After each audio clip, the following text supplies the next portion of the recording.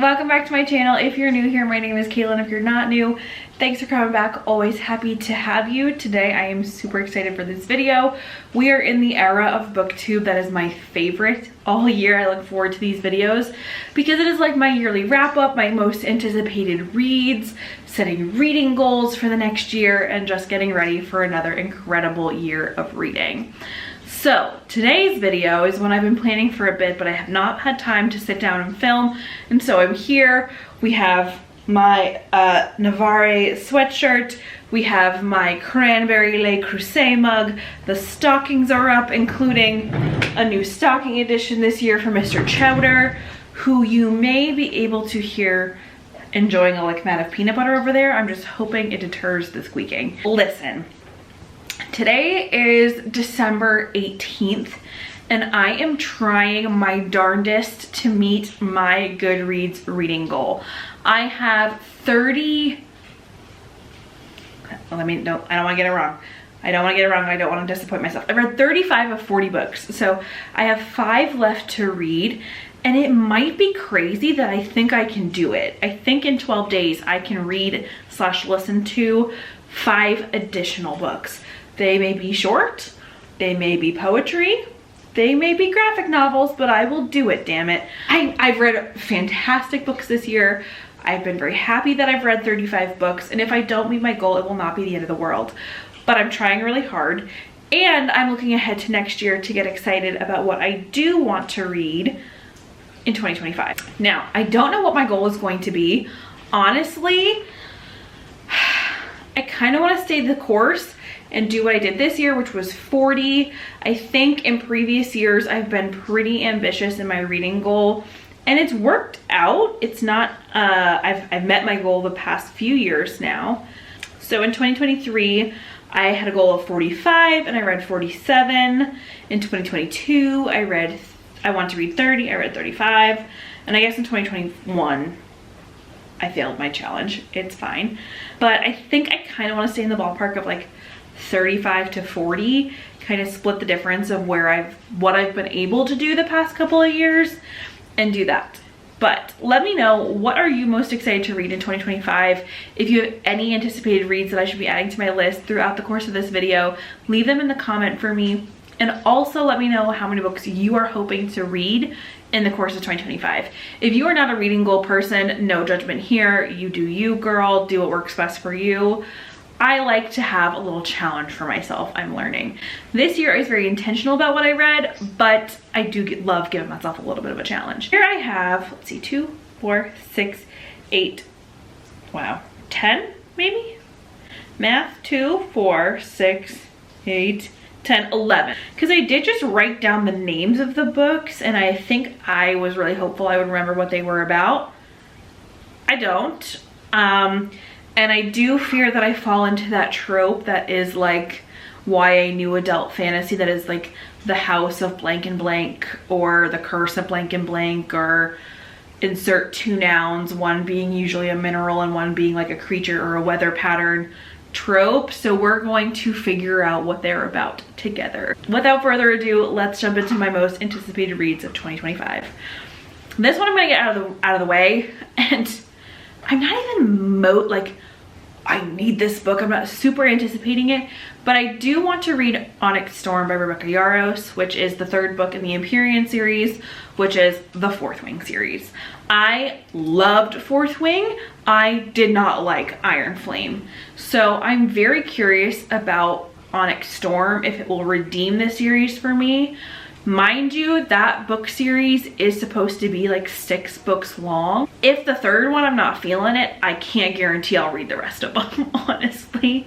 Yes, I'm curious about Onyx Storm, and I think what's really interesting for me about the 4th Wing series and the Empyrean series is that there are so many reader theories, there are so many fan theories that I think are so interesting, and so many people have picked up on like little Easter eggs that could possibly become something in future books. And I mostly want to see if they're right. Like, did you figure that out? So that's kind of what's keeping me reading mostly with this series after Iron Flame.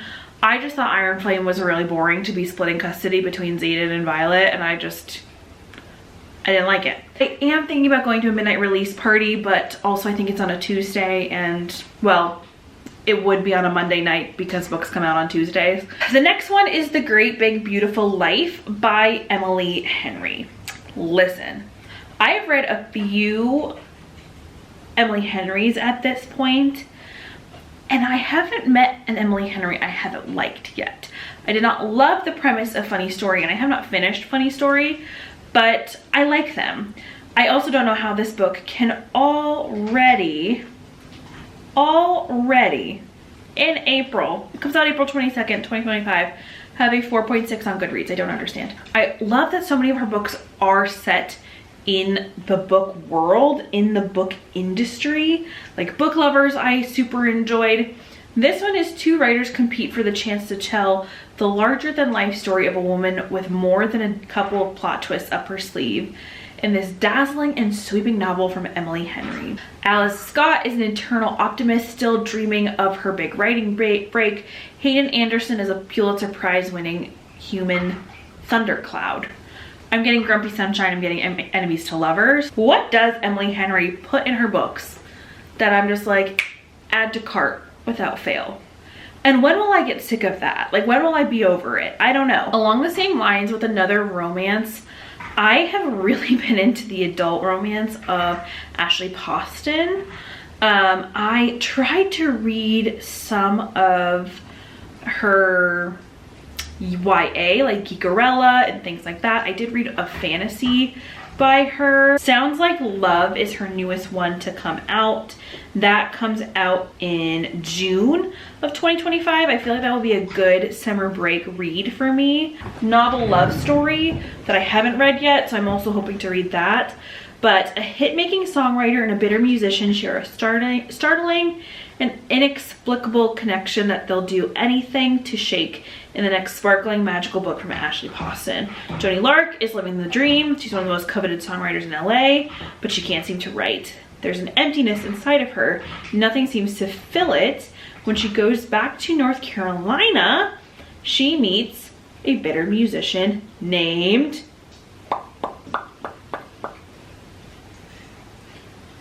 what is this man's name? Half the time I decide if I want to read a romance based on the main character's names. That's unfortunate, but it does seem that this is a romance with a bit of magical realism in it, which I think will be very interesting. It was kind of like that with her Dead Romantics book, which I really liked. I also haven't read The 7 Year Slip, but that is on my list to read as well. But I like her romance. I like her adult romance. I think they are, if you are looking for like a good romance with like a romantic tension that is not like spicy smut, I think Ashley Poston does a great version of that. And I think that's what I'm into, because sometimes I'll be reading these books and I'm like, oh, I'm getting the ick reading this. We're gonna have a really weird sub niche category of books this year, and I'm very excited. So let's just go on into it because it's kind of related.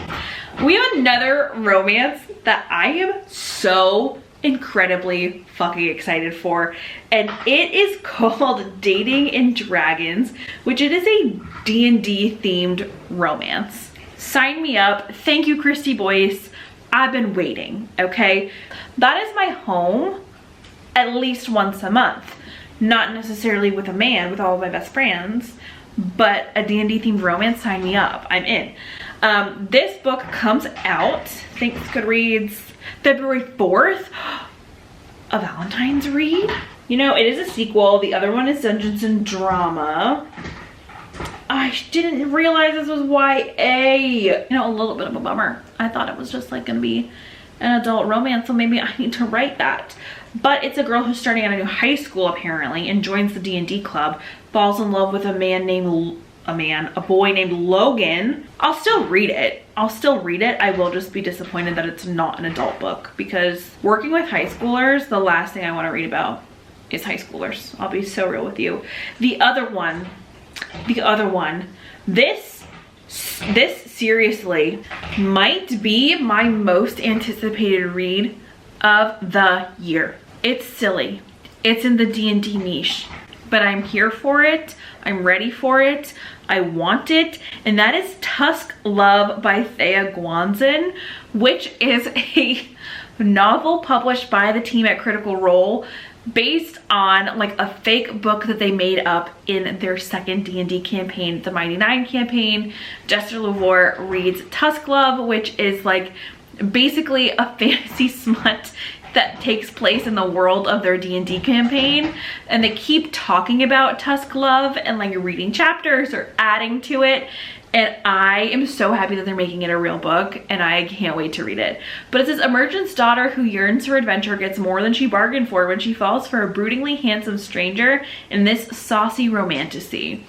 As the daughter of an ambitious merchant, Guinevere's path has been to marry into a noble house, raise her family's station, and live quietly as a lordling's obedient wife.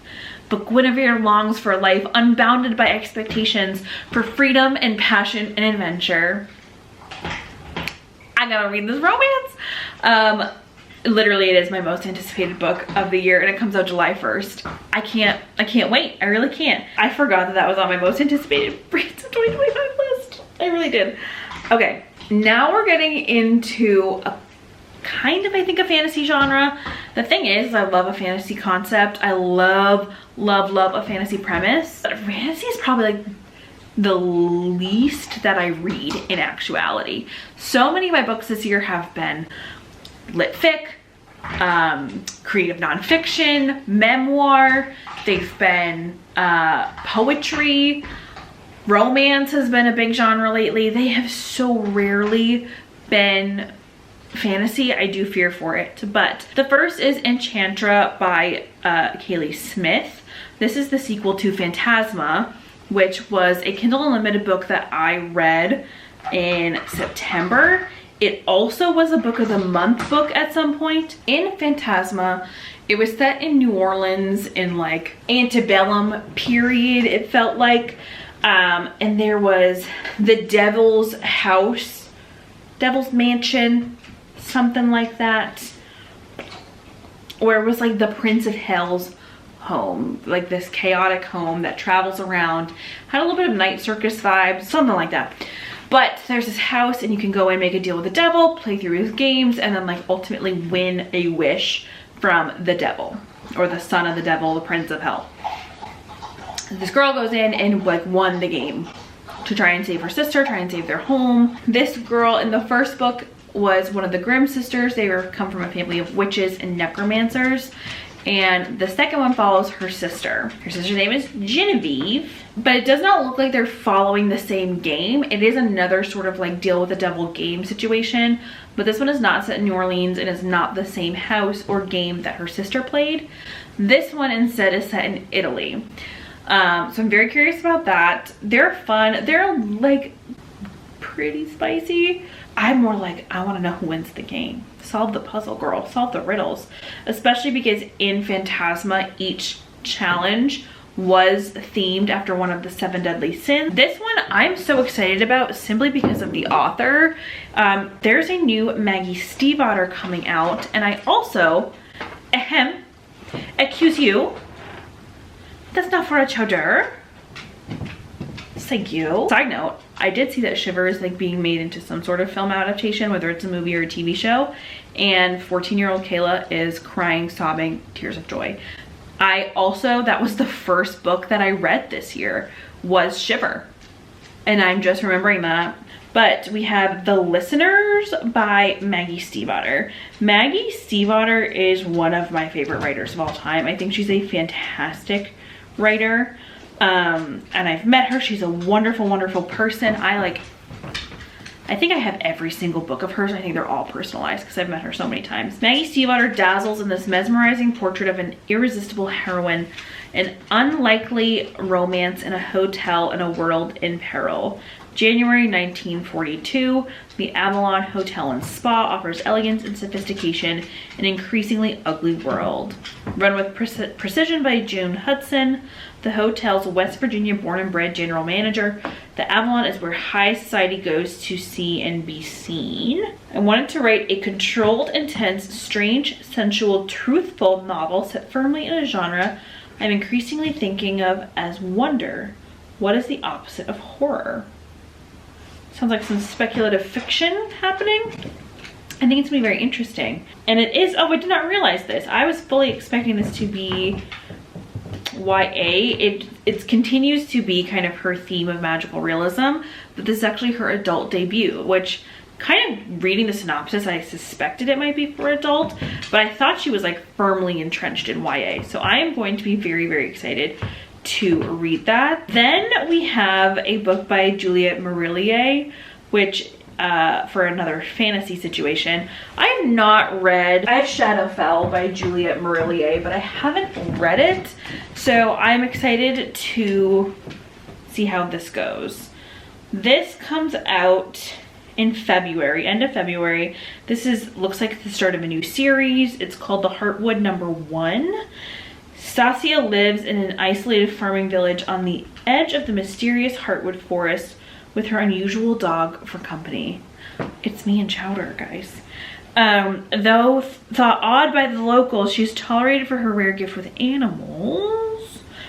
And it sounds like kind of our standard fantasy homeland being disrupted, disturbed by some magical, eerie force, and our hero needs to come right the balance. Word of her special skills has reached the ruler's ears, and Lady Elisabetta has a job for her, but Stasia will not break her vow to protect the forest, even under the most appalling threat. As Stasia and her band of unlikely allies embark on a perilous mission, it becomes apparent that uncanny forces may indeed be involved.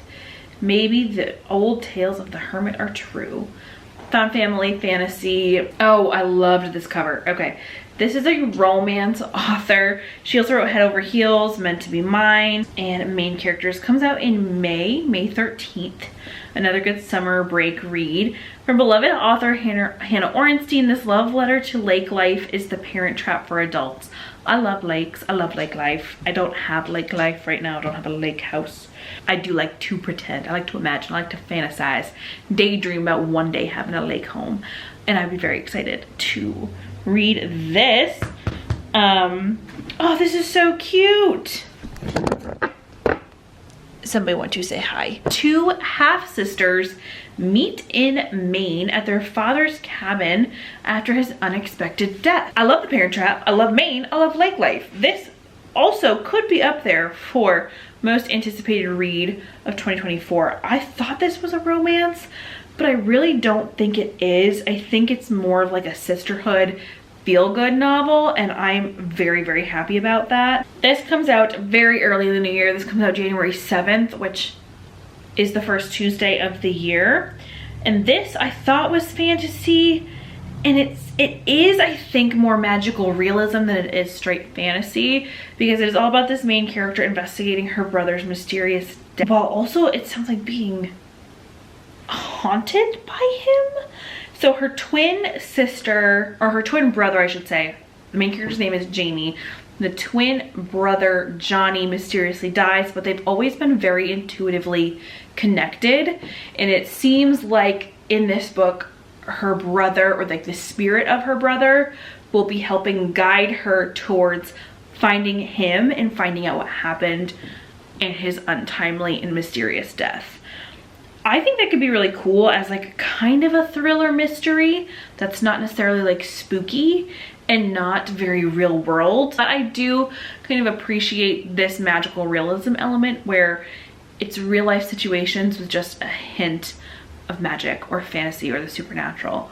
And I like when it crosses genres. I think Maggie Stiefvater does a great straight fiction fantasy realism, but like Ashley Poston doing a romance with magical realism, this being a mystery thriller with magical realism, I think is really cool. And lastly, this is one author, I have so many of her books, but I haven't read any of them, and this title and this cover I think are just so lovely that I cannot wait to read this book.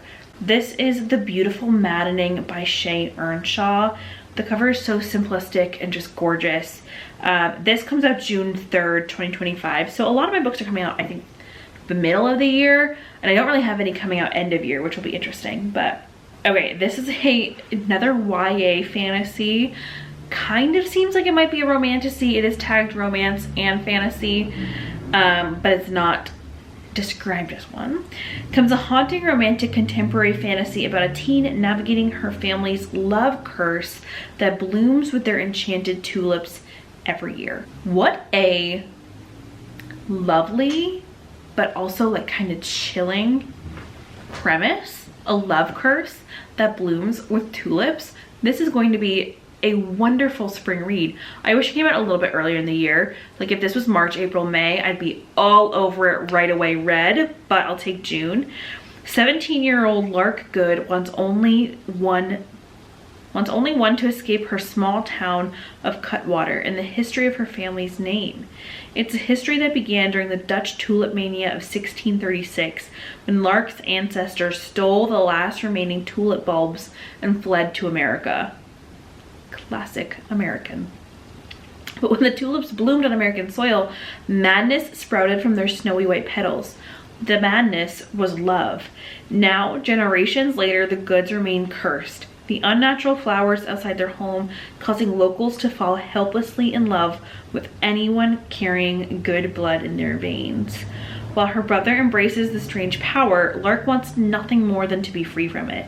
When she meets a boy who seems unaffected by the family curse, Lark finds herself falling headlong into a feeling she spent her whole life trying to avoid.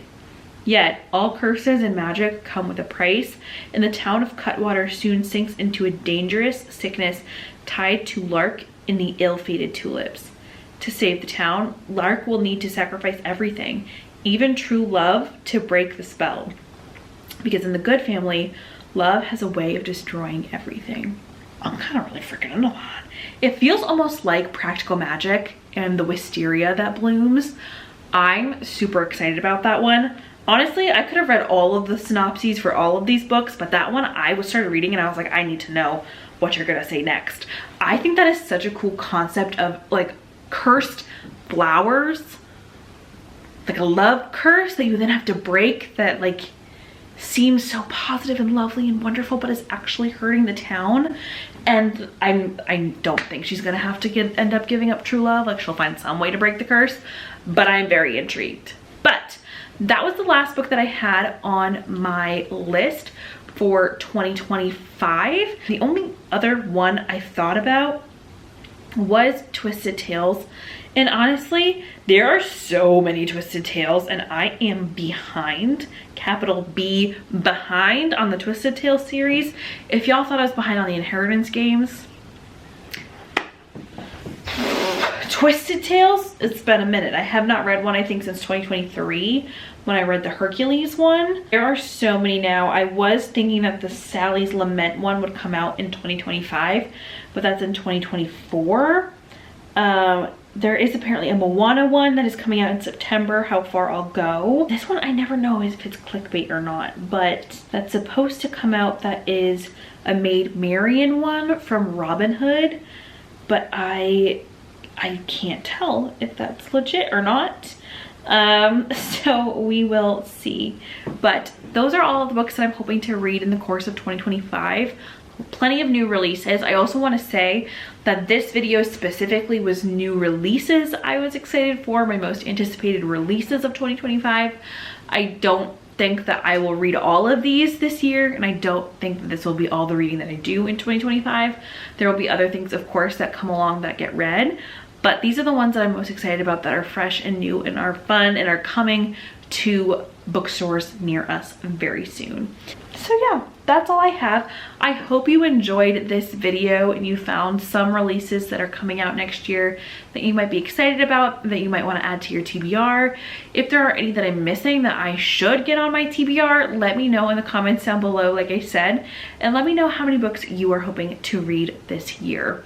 Whatever reading that you did is fantastic and wonderful, and be proud of it. And if you want to set a reading goal, great. If you don't, rock on. It's your reading, you do you. Have a wonderful holiday season, and I will see you guys in my next one. Have a wonderful day wherever you are, and happy reading. Bye-bye. Get up here. Get up here. You little jerk. Okay. I love you. You're a good boy. Good mom. Did you have fun with your peanut butter? Did you have fun? You had fun with your peanut butter?